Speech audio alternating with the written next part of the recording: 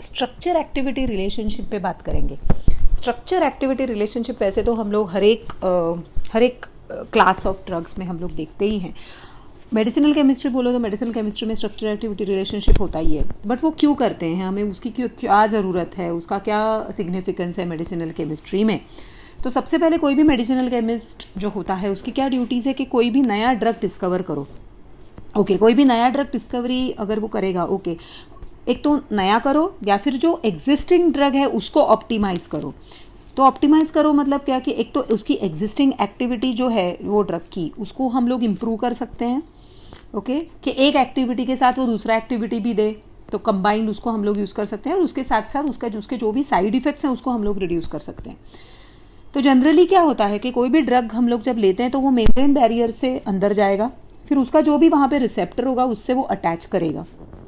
Okay, और उसको attach करने के बाद ही उसकी एक्शन चालू होती है।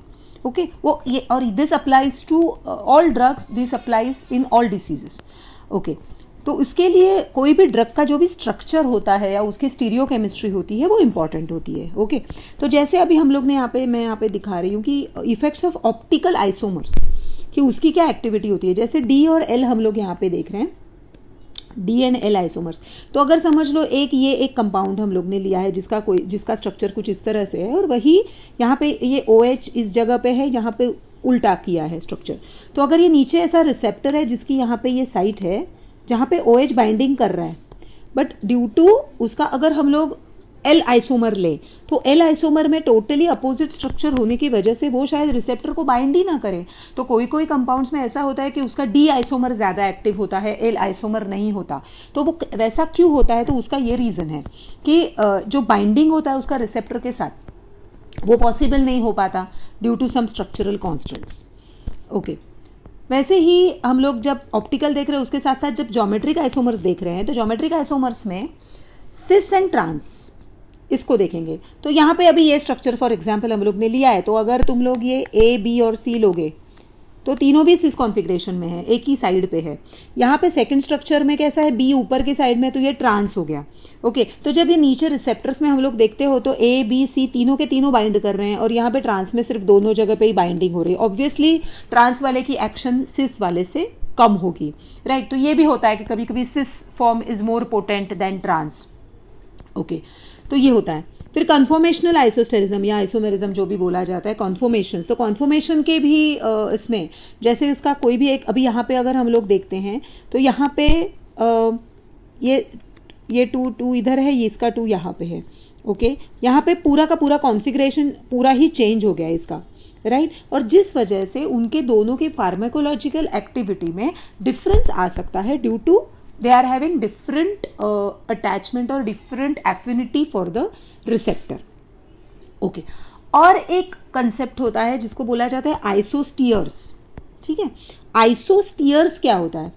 हाँ, isosteres are nothing but drugs they are having similar effect. मतलब ऐसे दो ड्रग्स जिनमें कोई भी हम लोग भले चेंज करें स्ट्रक्चर का, फिर भी वो सेम एक्टिविटी देते हैं। ओके, तो ये भी हम लोग देखेंगे कि इसमें आइसोस्टीयर्स का क्या इन्फ्लुएंस होता है। तो जनरली क्या होता है कि कोई भी ड्रग जो होता है वो स्पेसिफिक साइट पे एक्ट करता है, लाइक कोई भी एंजाइम पे एक्ट करेगा या कोई भी रिसेप्टर पे एक्ट करेगा। ओके, जिस कंपाउंड्स के सेम स्ट्रक्चर्स होते हैं वो सेम एक्टिविटी देता है, बट अगर हम लोग कोई भी वो स्ट्रक्चर में चेंज करते हैं और जिस वजह से उसकी एक्टिविटी आइदर इंक्रीज या डिक्रीज होती है, वो स्टडी का नाम है structure activity relationship. Okay, so structure में चेंज करने के बाद जो भी एक्टिविटी में चेंज होता है, वो जो रिलेशन है स्ट्रक्चर और एक्टिविटी के बीच में, उसको बोलते हैं स्ट्रक्चर एक्टिविटी रिलेशनशिप या SAR। ओके, देन अभी सबसे पहले अपने हाथ में जो होता है, जो ओरिजिनल ड्रग होता है जिसको बोलते हैं लीड कंपाउंड। ओके, तो कोई भी लीड कंपाउंड होता है उसका एक फार्माकोफोर होता है। फार्माकोफोर मतलब क्या? फार्माकोफोर इज द लाइक ऐसा फंक्शनल ग्रुप या ऐसी मॉइटी जो पर्टिकुलर क्लास ऑफ कंपाउंड्स में इंपॉर्टेंट है उसकी एक्शन देने के लिए। जैसे हम लोग ने डायूरेटिक में देखा था कि सल्फोमोइल ग्रुप इंपॉर्टेंट था, SO2NH2, तो वो पर्टिकुलर ग्रुप चाहिए ही चाहिए, उसके बिना तुम लोग का एक्शन, वो डायूरेटिक एक्टिविटी रिड्यूस हो जाता था। So we need to identify first कि व्हाट इज द फार्माकोफोर, कि फार्माकोलॉजिकली या मतलब उसका इफेक्ट देने के लिए कौन सी मॉइटी है जो रिस्पॉन्सिबल है, उसको फार्माकोफोर बोलते हैं। ओके तो मेन हम लोग को ये स्ट्रक्चर एक्टिविटी रिलेशनशिप करने के लिए जो भी हमारे गोल्स हैं, क्यों करते हैं स्ट्रक्चर एक्टिविटी रिलेशनशिप, तो एक तो हम लोग उसकी एक्टिविटी हमें इंक्रीज करनी है जो एग्जिस्टिंग ड्रग की, या डिफरेंट एक्टिविटी अगर दे, पर्टिकुलर एक ड्रग है जो एग्जिस्टिंग ड्रग हम लोग एक फलाना एक्टिविटी के लिए हम लोग यूज कर रहे हैं, बट वही ड्रग अगर दूसरे डिसीज में भी काम आए तो अच्छी बात है, right. Decrease unwanted side effects, and fourth one is improve ease of administration, like sometimes many drugs they are orally not effective, तो क्यों कोई पर्टिकुलर इससे, तो हमें उसे स्ट्रक्चरली ऐसे मॉडिफाई करना है ताकि वो ओरली इफेक्टिव हो।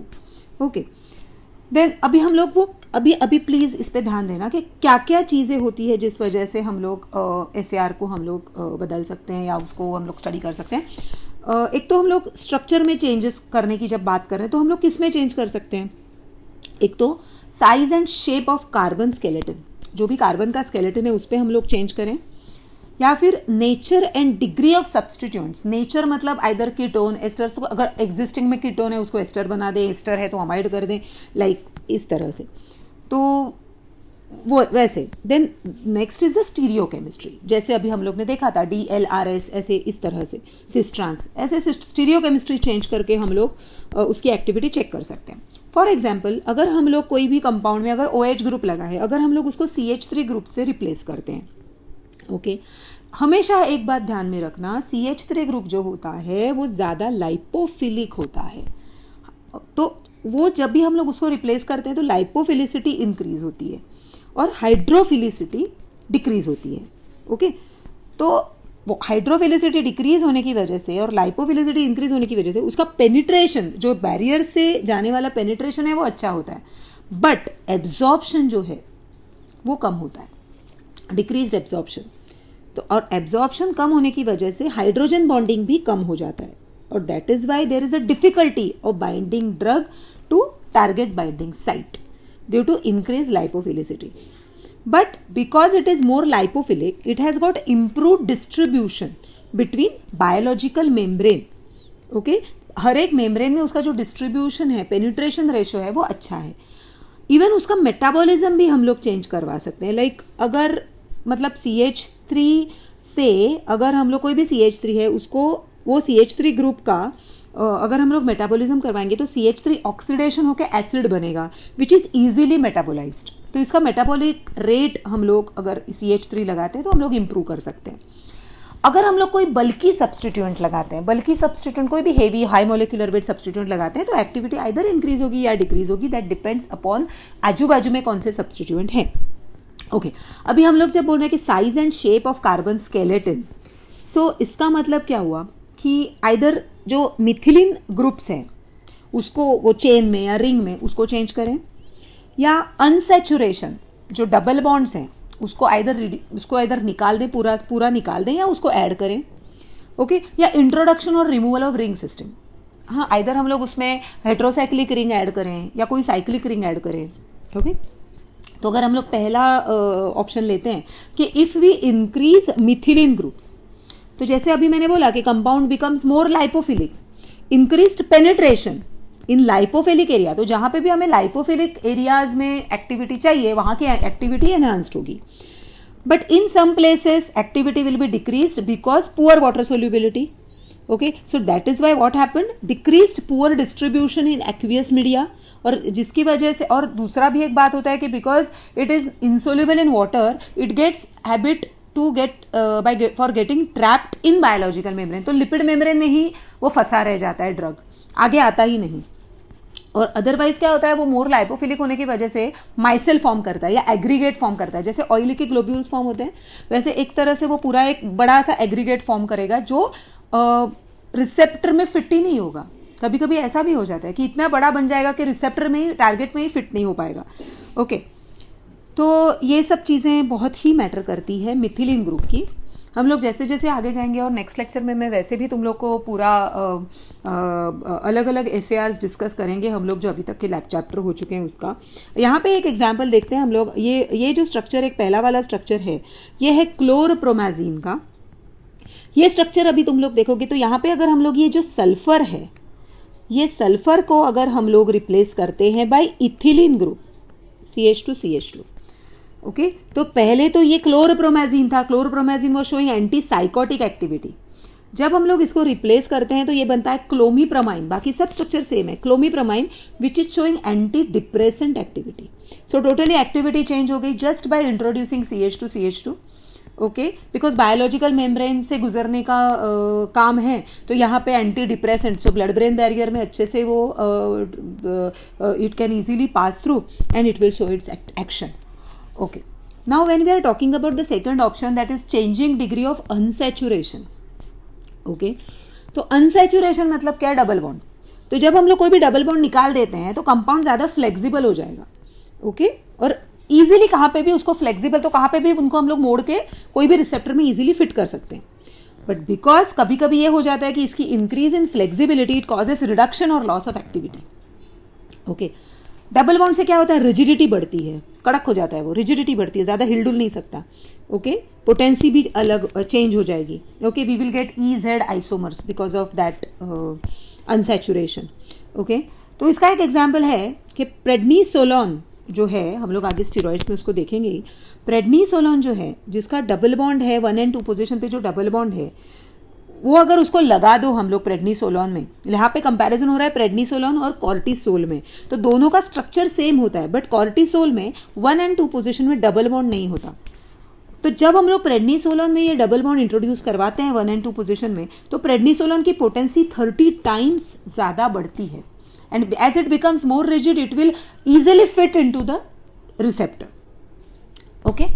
तो यहाँ पे ये ऐसी स्ट्रक्चर है, ये प्रेडनिसोलोन का स्ट्रक्चर है। तो यहाँ का ये जो डबल बॉन्ड दिख रहा है जो कॉर्टिसोल में नहीं होता, तो ये यहाँ पे इंट्रोड्यूस करने की वजह से इसकी पोटेंसी बढ़ जाती है, ओके। नेक्स्ट पॉइंट जब हम लोग ले रहे हैं कि इंट्रोडक्शन और removal of ring system, okay. तो अगर हम लोग इसकी मतलब अगर साइज बढ़ा देते हैं, कोई भी बल्कि हेट्रोसाइक्लिक रिंग या कोई भी बड़ा बड़ा ग्रुप लगा देते हैं, तो ऐसा हो जाता है कभी कभी कि वो पर्टिकुलरली वो हाइड्रोफोबिक जो भी पॉकेट रहता है उसे इसमें वो इजीली फिट हो जाता है, इजीली बाइंड कर देता है, ओके। तो ये भी हो जाता है, या निकाल दो तो एक्टिविटी रिड्यूस भी हो जाएगी, ओके।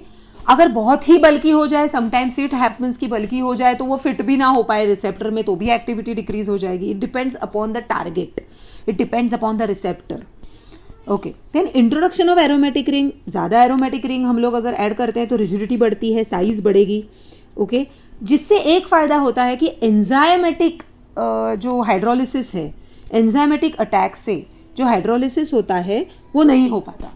जैसे हम लोग बेंजाइल पेनिसिलिन में देख सकते हैं, पेनिसिलिन को बेंजाइल पेनिसिलिन में अगर बाजू में एक बल्कि ग्रुप लगा दो तो वो बल्कि ग्रुप स्टीयरिक हिंड्रेंस की वजह से बीटा लैक्टम रिंग को बचाता है। बीटा लैक्टमेज ये जो एंजाइम अटैक से जो भी ये पेनिसिलिन का हाइड्रोलिसिस होता है वो होने नहीं देता बिकॉज ऑफ दिस बल्कि रिंग और एरोमेटिक रिंग, ओके। तो यहाँ पे जब हम लोग देखते हैं कि CH3 ग्रुप या मिथिलीन ग्रुप ऐड करने से क्या होता है, तो जब हम लोग ने पोटेंसी चेक की तो बेंजीन की पोटेंसी है 135, तो टोल्यूइन की एक सिर्फ CH3 लगा दो तो 490 तक जाती है, तो इतना बढ़ जाएगा। एसिटामाइड, हाँ, और प्रोपियोनामाइड, एसिटामाइड 1 कार्बन, प्रोपियोनामाइड 3 कार्बन, तो देखो 83 और 360। यूरिया और एन मिथाइल यूरिया, सो 15 से लेकर डायरेक्टली 44 तक वो जाता है, okay. But this is not always the case कि हमेशा तुम लोग CH3 लगाओ और एक्टिविटी बढ़े ही, जरूरी नहीं है। It depends upon the structure of the compound because it sometimes it imposes stearic hindrance जिस वजह से एक्टिविटी लॉस होगी, ओके। CH3 से हम लोग ने देखा, अभी मैंने पहले ही बोला कि increased metabolism due to oxidation, okay. Oxidation में, ऑक्सीडेशन की मतलब CH3 का ऑक्सीडेशन एसिड में होता है जो लेस टॉक्सिक मेटाबोलाइट होता है जिससे साइड इफेक्ट्स कम होते हैं। इवन डीमिथाइलेशन से भी हम लोग उसका मेटाबॉलिज्म कर सकते हैं, उसका मिथाइल ग्रुप निकाल दो देन उससे भी मेटाबॉलिज्म बढ़ेगा, ओके। और इस वजह से ये CH3 ग्रुप इंट्रोड्यूस किया जाता है, जो भी मेटाबॉलिकली एक्टिव ग्रुप हो तो उसको मास्क करने के लिए भी इसको यूज किया जाता है, ओके। नेक्स्ट ग्रुप आता है अल्काइल ग्रुप्स के बाद जो ग्रुप आता है वो है हेलोजन ग्रुप। हेलोजन ग्रुप में क्या होता है, जब हेलोजन ग्रुप लगाते हैं तो भी लाइपोफिलिसिटी बढ़ती है लाइक मिथाइल ग्रुप, और decrease hydrophilicity. Okay, same increase absorption through membranes but में accumulate in lipid tissue same like methylene. अभी हेलोजन ग्रुप से होने वाली कंपाउंड की रिएक्टिविटी डिपेंड किस पे होती है कि वो कहाँ पे लगा हुआ है, कौन सी पोजीशन पे लगा है और कौन सा हेलोजन लगा है। ओके, तो ऐसे बोला जाता है कि एरोमेटिक जो हेलोजन्स होते हैं वो लेस रिएक्टिव होते हैं एलिफेटिक हेलोजन्स से। Aliphatic halogens are more reactive. But अभी जब हम लोग ऐसे बोलते हैं कि aliphatic halogens are more reactive, but यहाँ पे देखो कार्बन और फ्लोरीन का जो बॉन्ड है एलिफेटिक में वो स्ट्रॉन्गेस्ट बॉन्ड होता है बट लेस रिएक्टिव होता है देन CH बॉन्ड। ओके, तो यहाँ पे एक चीज़ यहाँ पे होती है कि जब हम लोग बोलते हैं कि कार्बन और फ्लोरीन का बॉन्ड स्ट्रांग है, बट नहीं, वो स्ट्रांग है बट लेस रिएक्टिव भी है। ओके, इवन उसकी पोटेंसी भी डिपेंड करती है कि हेलोजन कौन सी पोजीशन पे लगा है। तो लाइक जैसे एग्जांपल है क्लोनिडीन में ऑर्थो पोजीशन में, अगर ऑर्थो पोजीशन में क्लोरो लगा हुआ है तो वो एनालॉग ज़्यादा पोटेंट है in spite of Meta para. Okay, तो ऑर्थो में लगना वो एनालॉग ज़्यादा एक्टिव है। नेक्स्ट ग्रुप जो आता है वो है OH ग्रुप। OH ग्रुप उल्टा है, जैसे मिथाइल और हेलोजेंस में लाइपोफिलिसिटी ज़्यादा थी, यहाँ पे है इंक्रीज हाइड्रोफिलिसिटी ज़्यादा है। वाटर में भी OH होता है राइट, तो हाइड्रोफिलिसिटी ज़्यादा है, decrease lipophilicity and it provides a new centre because it OH ना, तो O के पास वो लोन पेयर ऑफ इलेक्ट्रॉन्स होते हैं, so it provides easily, it forms hydrogen bonds with the target site. Okay, next group is basic groups like amines, amides, amidines, guanidines. ये भी लाइपोफिलिसिटी को decrease करते हैं और हाइड्रोफिलिसिटी इंक्रीज करेंगे। और अमाइड्स में एक जो फायदा है कि वो सॉल्ट बनाते हैं बायोलॉजिक मीडिया में, तो more likely to form salts and less likely to travel through lipid membrane because lipophilicity वैसे भी रिड्यूस्ड है, तो लिपिड मेम्ब्रेन से ट्रैवल नहीं इजीली कर पाते, बट सॉल्ट बनाने की वजह से बायोलॉजिकल इसमें वो इजीली हाइड्रोजन बॉन्ड बना सकते हैं, वो बेसिक ग्रुप के साथ और टारगेट रिसेप्टर के साथ। इवन जिस वजह से सॉल्ट फॉर्मेशन की वजह से एंजाइमेटिक या केमिकल हाइड्रोलिसिस से भी वो रेजिस्टेंट रखते हैं और it can be easily given orally. Okay, so mostly जो लोकल एनेस्थेटिक्स होते हैं वो फ्री फॉर्म में ट्रांसपोर्ट करेंगे और बाद में वो सॉल्ट फॉर्म में कन्वर्ट होकर उनकी एक्शन दिखाते हैं after binding to receptor site. Okay, aromatic amines generally देखा जाता है कि वे are very toxic and carcinogenic. Next group is acidic group, that is carboxylic and sulphonic acid groups. Acids हैं, OH है उसमें, so increased water solubility and decreased lipid solubility. हाँ, more hydrophilic है, लेस लाइपोफिलिक है, तो increased यहाँ पे भी सेम, ये भी इन विवो सॉल्ट फॉर्म करेंगे। ओके, इवन एडिंग एसिड, जैसे मिथाइल में देखा था कि एसिड बन के वो इजीली एलिमिनेट होता है, तो ये भी एसिड से drug can be easily eliminated. अभी यहाँ पे देखो, अगर हम लोग एक फिनॉल का एग्जांपल लेते तो phenol is a toxic antiseptic, but when we are adding acid group to that phenol it forms salicylic acid, okay, and which is a less toxic anti inflammatory compound. Okay, just because of that COOH group it is converting from toxic to non toxic. Even phenylethylamine में एक बात होती है कि वो सिंपेथोमाइमेटिक है, सिंपेथोमाइमेटिक activity देगा, but उसमें अगर हम लोग COOH ग्रुप लगाते हैं तो there is a loss of activity. Okay, so it is not like necessary कि जो भी एक ग्रुप से हमेशा एक्टिविटी ही बढ़ाएं, it depends on other substituents also. जब हम लोग सल्फोनिक एसिड की बात करते हैं तो उसको एज सच खुद की कोई बायोलॉजिकल एक्टिविटी नहीं होती, but when that group is attached it is useful in increase rate of elimination. So कोई भी ड्रग होता है उसके जो भी सब्सटीट्यूएंट होते हैं जरूरी नहीं कि सभी के सभी हाइड्रोजन बॉन्डिंग करें, सभी के सभी रिसेप्टर से बाइंड करें, वो एलिमिनेशन के लिए भी हेल्पफुल होते हैं, वो ड्रग को बॉडी से एलिमिनेट करने के लिए भी हेल्प करते हैं। ओके, नेक्स्ट ग्रुप जो है वो है thiols, sulphides and other sulphur groups. वो एक्चुअली ऐसे मतलब एक्टिविटी के लिए इंट्रोड्यूस ज़्यादा नहीं होते, बट मेटाबॉलिज्म में इजीली ऑक्सीडाइज्ड होते हैं और मेटाबॉलाइज हो जाते हैं। और ये थायोल जब लगाते हैं, कभी कभी थायोल हम लोग उसको एक्सचेंज करते हैं किसी दूसरे ग्रुप के जगह पे, तो वो मेटल चिलेशन करता है, मेटल के साथ वो बाइंड करता है। ओके, थायोअमाइड थायोयूरिया अवॉइड करते हैं बिकॉज इट प्रोड्यूसेस गॉइटर, तो वो टॉक्सिक है। Okay, now next point is changing existing substituents of lead compound. Existing जो भी सब्सटीट्यूएंट है उसको हम लोग अगर चेंज करें तो बायोआइसोस्टीयर्स मतलब क्या होता है कि जो एग्जिस्टिंग कोई भी स्ट्रक्चर है उसका कोई भी एक अंदर वाला ग्रुप हम लोग अगर चेंज करते हैं तो उसकी एक्टिविटी इंप्रूव होती है। एक्टिविटी सेम ही रहेगी बट वो इंप्रूव करेगी। लाइक एग्जाम्पल हम लोग एक एंटी एरिथमिक ड्रग का मैं एसएआर देख रही हूँ, तुम लोग को बता रही हूँ यहाँ पे, that is procainamide. We already seen that. Procainamide में क्या होता है, जैसे वो हम लोग ने बोला कि procainamide is a bioisostere of procaine. Okay, तो procaine is a local anaesthetic, sorry, procaine is a local anaesthetic है ना, और प्रोकेनामाइड इज एंटी एरिथमिक। ठीक है, अभी प्रोकेन को हम लोग एज ए एंटी एरिथमिक नहीं यूज कर सकते बिकॉज प्रोकेन हम लोग ओरली नहीं ले सकते, हाँ, एंजाइमेटिक हाइड्रोलिसिस होगा। अभी यहाँ पे क्या करते हैं, यहाँ पे ये जो एस्टर ग्रुप है प्रोकेन वाला, उसको बस, बाकी स्ट्रक्चर सेम है, एस्टर ग्रुप को रिप्लेस करेंगे अमाइड ग्रुप से बस। हाँ, तो क्या हो गया, लोकल एनेस्थेटिक का चेंज होके बन गया antiarrhythmic. Even it is orally active, right. हाँ, longer duration of action. Procaine का एक्शन अगर हम लोग as a antiarrhythmic use करें तो वो बहुत ही शॉर्ट ड्यूरेशन वाला होता है। ओके, सो अमाइड क्या करता है, उसको लॉन्गर ड्यूरेशन का एक्शन वाला बना देता है। It can be given orally, even it is resistant to enzymatic and chemical hydrolysis. Okay, तो ये सब चेंजेस आते हैं। अगर इसका हम लोग एसएआर देखें तो यहाँ पे देखो ये अमाइन है, तो ये अमाइन ग्रुप जो है उसे हम लोग रिप्लेस नहीं कर सकते, इसको हम लोग चेंज नहीं कर सकते, उसे वैसे का वैसा ही रखना है प्रोकेनामाइड में। बिकॉज जैसे हम लोग ने देखा कि अमाइन क्या करता है, यहाँ पे देखो अमाइन क्या करता है, अमाइन सॉल्ट बनाता है and this salt formation promote hydrogen bonding. तो ये जो अमाइन है वो जाके लाइक प्रोकेनामाइड हाइड्रोक्लोराइड के तौर पे हम लोग यूज करते हैं, राइट। तो इसका प्रोकेनामाइड हम लोग सॉल्ट बनाएंगे और जिस वजह से ये हाइड्रोजन बॉन्डिंग इंप्रूव करता है। तो अगर हम लोग यहाँ पे अमाइन ही नहीं रखेंगे तो ये हाइड्रोजन बॉन्डिंग नहीं बनाएगा टारगेट के साथ, एक्टिविटी रिड्यूस होगी। इक्वली यहाँ पे जो इथाइल ग्रुप दिख रहा है that is also equally important. We cannot change it to other group. ये इथाइल को हम लोग मिथाइल भी नहीं कर सकते, प्रोपाइल भी नहीं कर सकते, because this ethyl group being a lipophilic easily cross the membrane. अगर हम लोग इसको बढ़ा दें या इसको कम कर दें तो ऑब्वियसली एक्टिविटी रिड्यूस हो जाएगी, बढ़ा दे तो स्टीयरिक हिंड्रेंस हो जाएगा।